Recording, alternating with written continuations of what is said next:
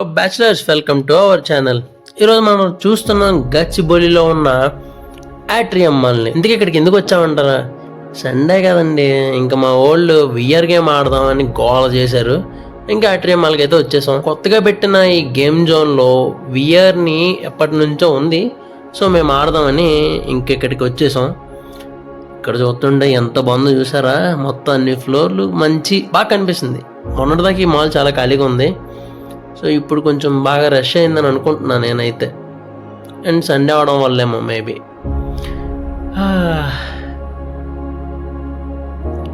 వచ్చేసామండి మన గేమ్ జోన్కి. చుట్టూ చూసారు ఎంత బాగుందో. ఇంకెక్కడి నుంచి ఫస్ట్ విఆర్కి వెళ్ళాం, ఖాళీ లేదు వెయిట్ చేయండి అని చెప్పారు. సో ఇంకా మూసుకొని మళ్ళీ వెనక్కి వెళ్ళిపోయాం. ఈ లోపల వేరే ఉన్న గేమ్స్ అన్నీ చూసుకొని వద్దామని బౌలింగ్ అయితే చూసాం. సో ఈ బౌలింగ్ కూడా టైం పట్టిద్ది, అంటే చిన్న చిన్న గేమ్స్ అయితే ఆడడం స్టార్ట్ చేసాం. ఇంకా చిన్నపిల్లల గేమ్స్ ఇవన్నీ చూసి సో హ్యామర్ గేమ్ అండ్ ఇలా ఒక్కొక్కటి ఆడుకుంటూ వచ్చాం. ప్రైజెస్ కూడా చాలా తక్కువలో ఉన్నాయి, 61, 75, చాలా అఫోర్డబుల్ ప్రైజెస్, అంటే చాలా తక్కువలోనే ఉన్నాయి కాబట్టి ప్రాబ్లం లేదనిపించింది. అండ్ బౌలింగ్ కూడా 250 రూపీస్ ఏమో తీసుకున్నాడు, చాలా తక్కువ అనిపించింది నాకైతే. హ్యామర్ గేమ్ వాడు ఎంత ట్రై చేసిన 900 దాకా రాలేకపోయాడు.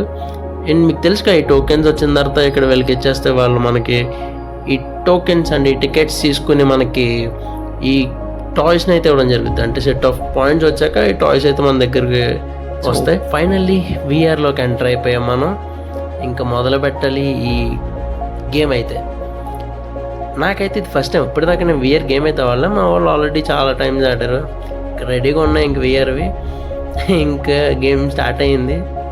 ఇక్కడ అసలు ఎలా ఉందంటే ఈ రూమ్కి తగ్గట్టు ఒక వర్చువల్ ఆ వరల్డ్ని క్రియేట్ చేశారు, జస్ట్ ఓన్లీ ఈ రూమ్కి తగ్గట్టు మాత్రమే.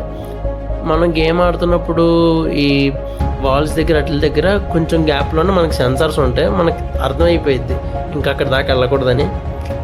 ఇప్పుడు మీరు అనుకోవచ్చు గుద్దేసుకుంటారు కదా ముగ్గురు పక్క నుండి ఎలా తిరుగుతున్నారు అనుకుంటే, ఈ గేమ్ పేరు నాకు అంత గుర్తుకులేదు. కాకపోతే ఏంటంటే మనం పబ్జీ ఆడతాం కదా, కొంచెం అలాగే ఒక 2 బిల్డింగ్స్ ఉంటాయి. సో ఆపోజిట్ బిల్డింగ్లో ఉన్న వాళ్ళు కాల్చుకోవడం, బిల్డింగ్ ఏ బిల్డింగ్ బిలోంచి ముగ్గురు మన ఫ్రెండ్స్ మనం కాల్చుకుంటాం.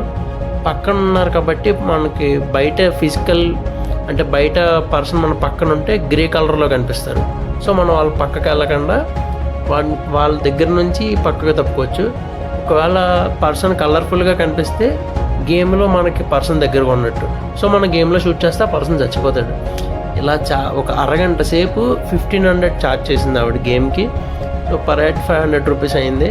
ఈ 1500 రూపీస్కి నాకు వర్త్ అనిపించింది. అరగంట సేపు నాన్ స్టాప్గా పరిగెడుతూనే ఉన్నాం. అసలు ఎంత పరిగెట్టామంటే నాకు అలుపు వచ్చేసి ఇంక విసుకొచ్చేసింది, కాళ్ళ నొప్పులు కూడా వచ్చేసింది. నేనైతే ఆకుండా పరిగెట్టాను, మా వాళ్ళు అలా పరిగెట్టినా సరే.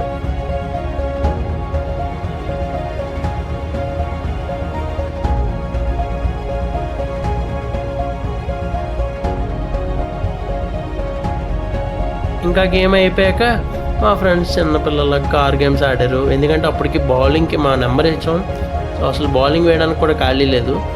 ఈ లోపల ఈ చిన్నపిల్లల గేమ్స్ అన్నీ ఆడుకుంటూ ఉన్నాం.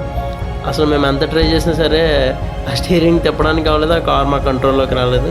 ఇలా పడితే గేమ్ ఆడేసి ఫైనల్గా బౌలింగ్లోకి అయితే ఎంటర్ అయిపోయాం. ఇప్పుడు చూస్తున్నారు కదా మా ఓడేసాడు బౌలింగ్, కానీ అది మిస్ఫైర్ అయ్యి పక్కకి వెళ్ళిపోయింది. ఇంకా కింద ఉన్న డెకాథ్లాన్కి అయితే వచ్చాం. ఇక్కడ ఆఫర్ నడుస్తుంది, సో డెకాథ్లాన్లో కూడా చాలామంది ఉన్నారు. ఇంకా ఫైనల్గా అది అయిపోయాక వచ్చి ఐస్ క్రీమ్ తినేసి ఈ సండే టూర్ని ఫినిష్ చేసాం.